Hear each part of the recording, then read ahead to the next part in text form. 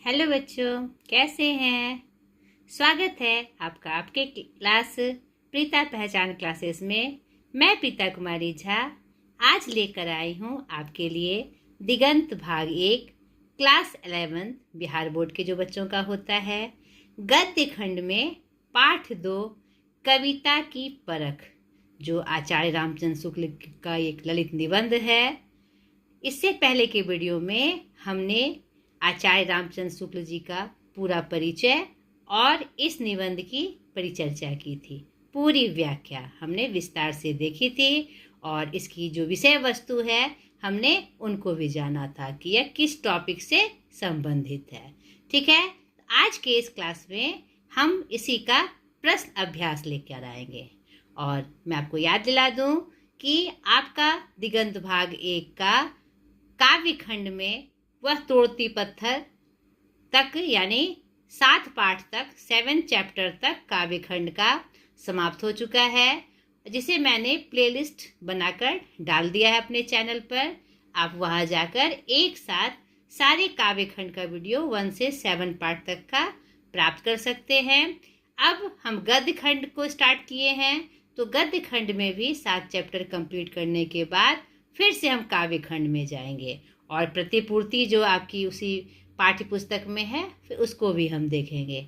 और व्याकरण पोर्शन के लिए मैं आपको बता दूं कि व्याकरण पोर्शन का सारा प्रमुख चैप्टर मैंने डाला हुआ है व्याकरण सत्र कह के और व्याकरण विशेष सत्र कह के। तो उसमें से आपके सिलेबस का जो पार्ट है या आपका जो कंप्लीट नहीं है, जिसमें आपकी पकड़ मजबूत नहीं है, तो मेरे चैनल पे जाकर आप जरूर देखिएगा, एक बार जरूर देखिएगा। मुझे लगता है कि जिस सरलता से मैंने आपको बताया है आपका कुछ भी छूटेगा नहीं। आपको अच्छे से आपकी तैयारी करने में व्याकरण पोर्शन में आपको पूरी मदद मिलेगी। ठीक है बेटा, तो चलिए आज के इस क्लास में कविता की परख का प्रश्न अभ्यास हम देखें। अभ्यास का पहला प्रश्न, कविता के क्या उद्देश्य हैं। इस पाठ में हमने कविता से संबंधित सारी विषय वस्तु को देखा था और इनके संदर्भ में यानी आचार्य रामचंद्र शुक्ल के संदर्भ में उन्होंने जो कविता की व्याख्या की उसकी रूपरेखा देखी थी। तो इनके अनुसार कविता के क्या उद्देश्य है, आप देखिए स्टार्टिंग में ही इसका आंसर है, कविता का उद्देश्य हमारे हृदय पर प्रभाव डालना होता है, जिसमें उसके भीतर प्रेम, आनंद, हास्य, करुणा, आश्चर्य इत्यादि अनेक भावों में से किसी का संचार हो। यानी जिस विषय वस्तु की कविता होगी, अगर वह कविता हम पढ़ते हैं तो उस कविता में जिसका भी रस है यानी जो भाव है, खुशी के, दुख के, करुणा के, नहीं, वह हमारे आंतरिक भावों में संचरित हो जाए। और जिस पद में इस प्रकार का प्रभाव डालने की शक्ति ना हो उसे कविता नहीं कह सकते। यानी कविता का उद्देश्य ही है कि मनोभावों को उसमें उठने वाले रस से हम सीधे एकाकार हो सके, नहीं सीधा हमारा उससे संबंध बन जाए और हम उसकी भावों को अच्छे से समझ सके। ठीक है, तो कविता का यही उद्देश्य है। ऐसा प्रभाव उत्पन्न करने के लिए कविता पहले कुछ रूप और व्यापार हमारे मन में इस ढंग से खड़ा करती है कि हमें यह प्रतीत होने लगता है कि वह हमारे सामने उपस्थित है। ठीक है, क्लियर हो गया। दूसरा प्रश्न है, कल्पना किसे कहते हैं। एक कवि के लिए कल्पना का क्या महत्व है। तो जब हमने इसकी व्याख्या देखी थी तो हमने इस विषय वस्तु पर भी बहुत अच्छी चर्चा देखी थी। इनके संदर्भ में भी और वास्तविकता में भी कल्पना किसे कहते हैं, पहले हम इनके संदर्भ में जान लें और एक कवि के लिए कल्पना का क्या महत्व है हम उसे देख लें। देखिए, यह भी आपके पाठ में ही सम्मिलित है। जिस मानसिक शक्ति से कवि ऐसी वस्तुओं और व्यापारों की योजना करता है और हम अपने मन में उन्हें धारण करते हैं, वह कल्पना कहलाती है। ठीक है, इस शक्ति के बिना ना तो अच्छी कविता हो सकती है और ना उसका पूरा आनंद ही लिया जा सकता है। सृष्टि में हम देखते हैं कि भिन्न भिन्न प्रकार की वस्तुओं को देखकर हमारे मन पर भिन्न भिन्न प्रकार का प्रभाव पड़ता है। नहीं तो कल्पना, जब हम कोई चीज़ कविता लिखते हैं तो जब तक हम कल्पना करके उसे एकाकार नहीं करेंगे तब तक उसे हम कलमबद्ध नहीं कर सकते हैं। तो हमारी कल्पना में यह ताकत होनी चाहिए कि जिस विषय वस्तु से संदर्भित हम कविता करें उसका सीधा स्वरूप हमारे सामने उपस्थित हो और उसे हम कल्पना में लाते हुए उसे चरणबद्ध तरीके से यानी क्रम अनुसार उसे हम लिखते चले जाएं। तो एक कवि के लिए कल्पना का बहुत महत्व है, क्योंकि जिस विषय वस्तु पर वह लिखना चाहता है उसमें एकाकार होने के लिए, उस विषय वस्तु को अच्छे से दर्शाने के लिए, चित्रित करने के लिए शब्दों के माध्यम से कल्पना में वह उस चीज़ों को एकाकार करता है। समझ गए? तीसरा है उपमा क्या है। कविता में उपमा का प्रयोग क्यों किया जाता है, पाठ के आधार पर उत्तर दें। यह बहुत सुंदर प्रश्न, और यह आपने पहले भी जाना होगा। उपमा क्या है? किसी वस्तु के बारे में, किसी विषय वस्तु के बारे में, किसी व्यक्ति विशेष के बारे में या किसी के बारे में उसके जो भाव हैं या जो उसका चरित्र चित्रण है या जो उसका रूप वर्णन है या जो कविता से संदर्भित भाव का वर्णन है, तो हमारे समाज में मानक रूप में कुछ ऐसी चीज़ें होती हैं जिसकी हम उपमा देते हैं। जैसे कि सुंदर मुख के लिए हम कहते हैं चांद सा चेहरा, नहीं, या फिर काले बड़ी नैनों के लिए हम कहते हैं हिरनी सी आंखें या कमल नयन आदि आदि शब्दों का हम प्रयोग करते हैं, जिससे हमारे सामने वह चित्रित हो जाता है कि हाँ, इसका यह तात्पर्य है।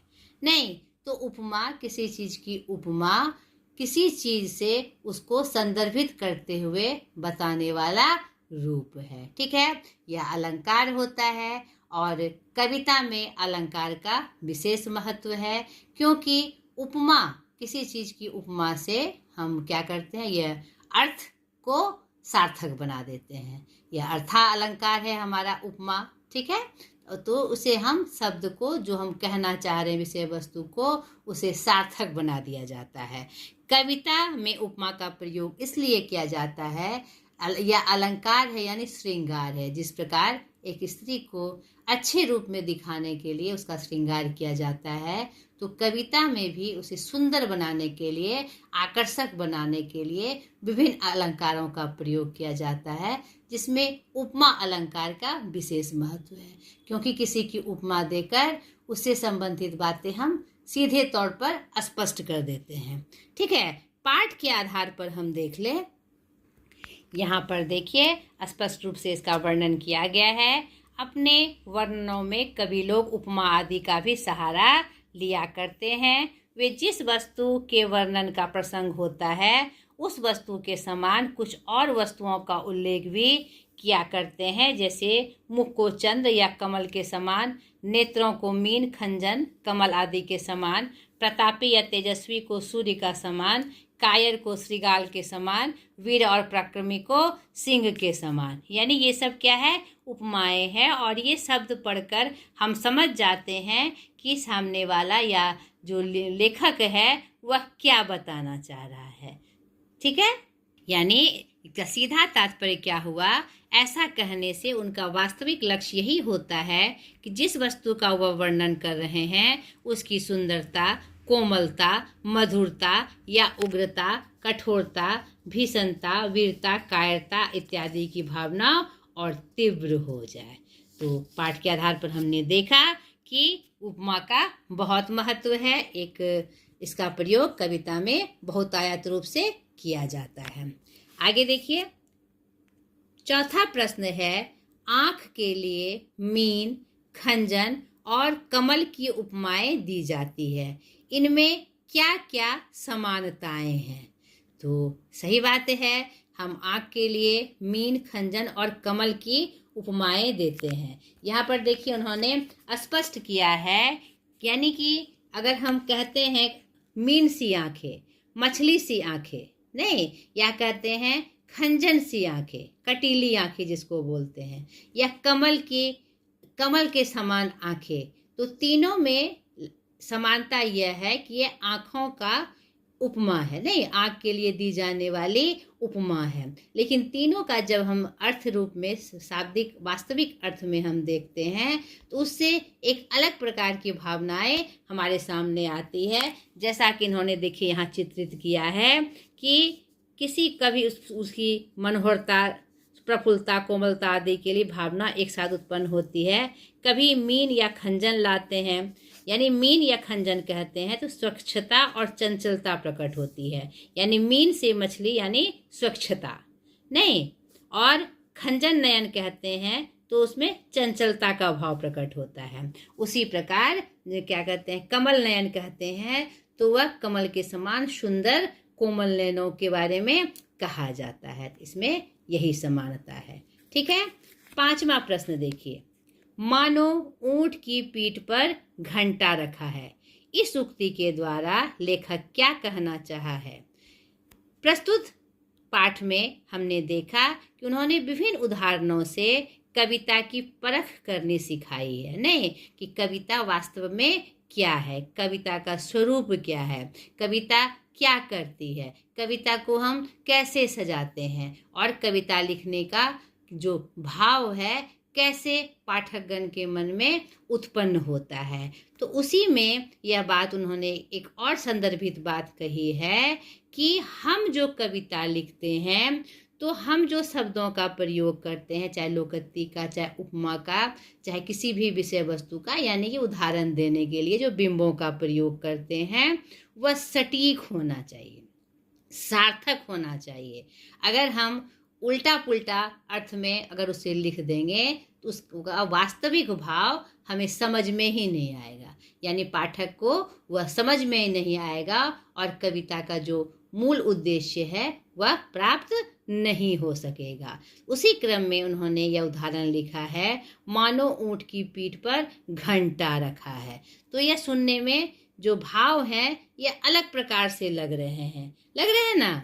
उस संदर्भ में वह यह कह रहे हैं कि जब कोई उपमा हम देते हैं तो उसके यदि कोई आकार है या कोई भी स्वरूप हम दिखाना चाह रहे हैं तो उसकी उपमा भद्दी होगी, क्योंकि या कुछ भी हम बोल दे, उल्टा पुल्टा बोल दे, तो उसका सौंदर्य की जो भावना होगी वैसी नहीं जगेगी। उसी क्रम में उन्होंने उदाहरण स्वरूप ऐसा बताया है कि यदि कोई क्या कहते हैं, कोई उसे देख कर कहे, यानी कि चंद्रमा को या किसी भी चीज़ का उदाहरण हम लेते हैं तो उसी स्वरूप में उसको हम ढालते हैं। यदि किसी ऊँट को देखकर ऐसा कह दे, मानो ऊँट की पीठ पर घंटा रखा है, तो यह युक्ति रमणीयता की भावना में कुछ भी योग ना देगी, यानी यह शब्द रमणीयता का वर्णन नहीं कर पा रही है। नहीं, तो थोड़ा सा कौतूहल भले उत्पन्न हो कि यह क्या कहा जा रहा है, लेकिन वास्तविक अर्थ इससे समझ में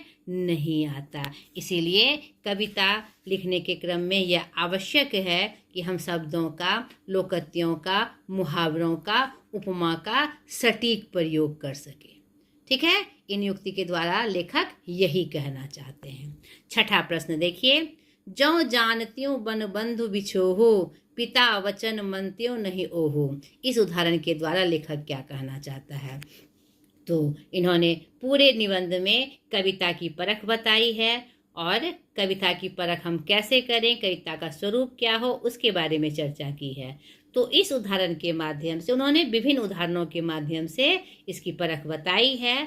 इस उदाहरण से उन्होंने यह बताया है कि हम जो कविता में भाव दिखाना चाहते हैं वह एक मतलब कि ऐसी होनी चाहिए, उनमें शब्दों का जो चयन हो और जो क्रम हो या उसका जो तरीका हो वह हमारे अंदर उसी भाव को जगाए, नहीं जो उसकी वास्तविक विषय वस्तु है, जो कविता कहना चाहती है, उस कविता के माध्यम से जो हम भाव उत्पन्न करना चाहते हैं तो वह उसमें स्पष्ट दिखे। जैसे कि यह जो पद आए हैं यह राम जी द्वारा कहा गया है। जब तुलसी लक्ष्मण को शक्ति लगती है तो माँ के राम के मुंह से यह उक्ति निकली है। इसमें यह स्पष्ट हो रहा है कि उन्हें भ्राता से इतना प्रेम था कि वह पिता के वचन को जो मानकर जंगल आए थे, वन को आए थे, उन्हें अफसोस हो रहा है।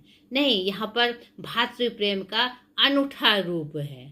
तो यहाँ पर और शोक भी है। नहीं, यहाँ पर सहृदय जो राम जी जो सहृदय और मर्मज्ञ हैं, वे जो शोक का वर्णन कर रहे हैं, तो यह इस पंक्ति में वह उचित तरीके से आया है।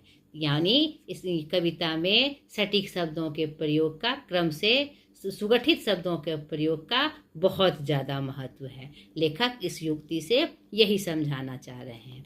ठीक है। 7वां है, वाणी के द्वारा मनुष्य के हृदय के भावों को पूर्ण रूप से व्यंजना हो जाती। इस कथन को स्पष्ट करें। बिल्कुल, हम जो वाणी बोलते हैं, और यह मतलब कि हम जो बोलते हैं तो मनुष्य के हृदय के भावों की पूर्ण व्यंजना हो जाती है, क्योंकि हम उसके भावों को समझते हुए वाणी से उसे निकालते हैं। नहीं, यानी कि जिस संदर्भ में हमें बात करनी होती है, तो हम कविता में उसे पिरोकर, उसको भावों से सजाकर, शब्दों का क्रमबद्ध और सटीक प्रयोग कर हम वह उस भाव को जगाते हैं। नहीं, और जब पाठकगण उसे पढ़ता है तो उसके हृदय में जो उससे संबंधित भाव उठते हैं, वह सीधे तौर पर सामने आ जाते हैं। एकदम पूर्ण रूप से उसके भाव प्रदर्शित होने लगते हैं। तो कविता की यह ताकत है। इस कथन का यही आशय है। ठीक है। तो यह अभ्यास आपका यहाँ पर खत्म हुआ। पाठ के आसपास, आपके हर पाठ में पाठ के आसपास का एक टॉपिक होता है ना। तो आप इसे अनावश्यक नहीं समझिए। मैंने पहले भी ये बताया है, यह बहुत इम्पोर्टेंट पार्ट है।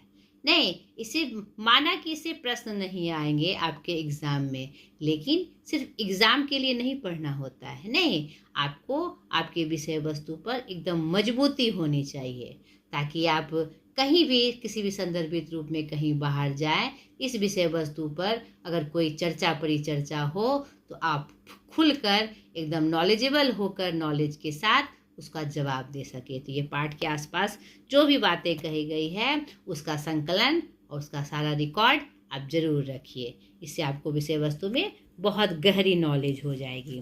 तो चलिए अब हम चलते हैं ग्रामर पोर्शन में। अगर मैं पाठ के आसपास चली गई तो आपका वीडियो बहुत बड़ा हो जाएगा। भाषा की बात यानी ग्रामर पोर्शन। चलिए, ग्रामर पोर्शन में आने से पहले मैं आपको फिर से कहती हूँ, आप मुझे सपोर्ट करिए। आपके सपोर्ट के बिना मैं अपने लक्ष्य में मतलब सफल नहीं हो सकती हूँ। और मेरा लक्ष्य है कि हिंदी के प्रति जो थोड़ी सी लापरवाही है बच्चों में, वह ख़त्म हो जाए। हिंदी आपका की अनिवार्य भाषा है और हिंदुस्तान की अपनी राजभाषा है। इसकी पूर्ण जानकारी का वर्णन है, तो यह क्यों छूटे? नहीं, यह नहीं छूटना चाहिए आपसे। ठीक है। तो यहाँ पर इसका विशेष ध्यान आपको देना है। तो यहाँ पर देखिए व्याकरण पोर्शन में, तो इसके लिए मैं बोलते बोलते भूल गई। तो इसके लिए आप मेरे चैनल को शेयर करें, सब्सक्राइब करें और लाइक करें। आपके सपोर्ट से ही मेरी जो मतलब बात है उन सब बच्चों तक पहुँच पाएगी जो मेरी इच्छा है। ठीक है। अब पहला कह रहा है, निम्नलिखित विशेषणों के लिए उपयुक्त विशेषण दें। यानी यहाँ पर विशेष दिए हुए हैं, आपको विशेषण से सजाना है। विशेषण किसे कहते हैं? जो संज्ञा या सर्वनाम की विशेषता बतलाए, और जिसकी विशेषता बतलाई जाती है उसे विशेष से कहा जाता है। तो यहाँ पर विशेष से दिया हुआ है, आपको विशेषण शब्द से सजाना है। मुख है, चांद सा मुख नहीं। चरण, चरण वंदन। ठीक है। चरण पूजन, पूजनीय चरण, कुछ भी हो सकता है। नेत्र नहीं, काले नेत्र नहीं, हिरणमयी नेत्र। सूर्य, चमकीला सूर्य। ठीक है। शीतल चंद्रमा नहीं, मलय हवा यानी या हल्की फुल्की हल्की हवा या तेज हवा। ठीक है। कमल, सुरभित कमल यानी शोभनीय कमल, ठीक है। तो विशेषण शब्दों का हमने प्रयोग किया। दूसरा है ता प्रत्यय से इस पाठ में कई शब्द हैं, जैसे निपुणता, गंभीरता आदि ऐसे शब्दों को चुनकर लिखे। प्रत्यय किसे कहते हैं? जो शब्द के किसी शब्द के अंत में लगकर उसे सार्थक बना दे। यहाँ देखिए, निपुण में ता लग गया तो निपुणता हो गया, गंभीर में ता लग गया तो गंभीरता आ गया, इसका अलग सार्थक अर्थ हुआ। इसी तरह से ता प्रत्यय का जो शब्द है उस आपको छांट के लिखना है। तीसरा है निम्नलिखित शब्दों से एक प्रत्यय लगाकर शब्द बनाए। प्रत्यय मैंने अभी आपको बताया, प्रत्यय क्या होता है। यहाँ पर एक प्रत्यय लगाना है आपको। हृदय क्या होगा? एक प्रत्यय लगाएंगे तो हार्दिक। इसे एकदम लिख लीजिएगा और याद भी कर लीजिएगा। करुणा, कारुणिक। शब्द, शाब्दिक। मुख, मौखिक, एक प्रत्यय लगाना है। प्रकृति, प्राकृतिक। सिद्धांत, सैद्धांतिक। वास्तव, वास्तविक। बुद्धि, बौद्धिक।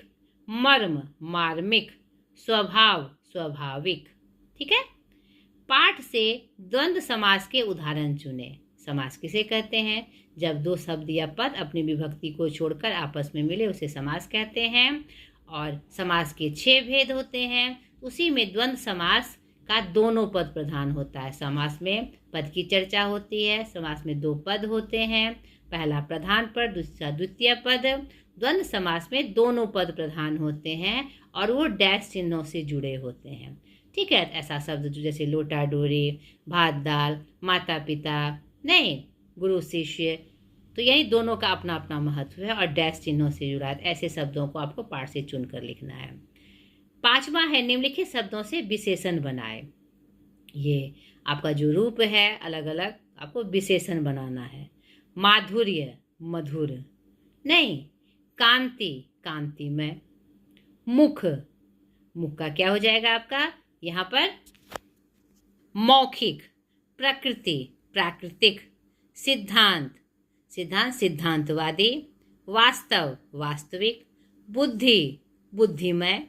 मर्म, मार्मिक। स्वभाव, स्वाभाविक, ठीक है। ये सब शब्द क्या हो जाएंगे हमारे? मैं यहाँ चली आई, विशेषण बनाना है ना, मैं ऊपर चली आई, 5वां नंबर है माधुर्य, ठीक, मधुर। कांति, कांतिमय। मुख, मुख का हो जाएगा आपका मौखिक। उपमा, उपमा किसी को हम क्या देंगे? उपमेय। वास्तव, वास्तविक। रंग, रंगीला। रमणीयता, रमणीय। मानव, मानवीय, ठीक है। आपका विशेषण शब्द हो गया। निम्नलिखित शब्दों के विपरीतार्थक शब्द लिखे, यानी उल्टा शब्द। उपस्थित, अनुपस्थित। उदय, अस्त। स्थल, जल। कायर, वीर। बड़ाई, निंदा। परिमाण, अपरिमाण। अधिक, कम। उचित, अनुचित। निम्नलिखित शब्दों के संज्ञा रूप लिखे। हार्दिक, हृदय। सुंदर, सुंदरता। विकराल, ठीक है, विकराल यानी कि इसका संज्ञा रूप हो जाएगा विकरालात्मक। पराक्रमी, पराक्रम। वास्तविक, वास्तविकता। मधुर, मधुरता। उचित, उचित का हो जाएगा औचित्य, ठीक है। क्लियर हो गया? तो ये आपका व्याकरण पोर्शन भी यहीं समाप्त हो गया। अगली वीडियो में फिर एक नए पाठ के साथ मैं हाजिर हो जाऊंगी। आज तक के लिए इतना ही, बाय।